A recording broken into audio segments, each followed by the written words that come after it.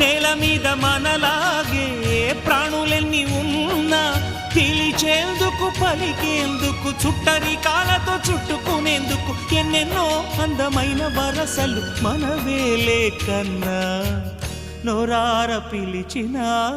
పలకని వాడిన మనసున మమతలున్న మనిషిని కానా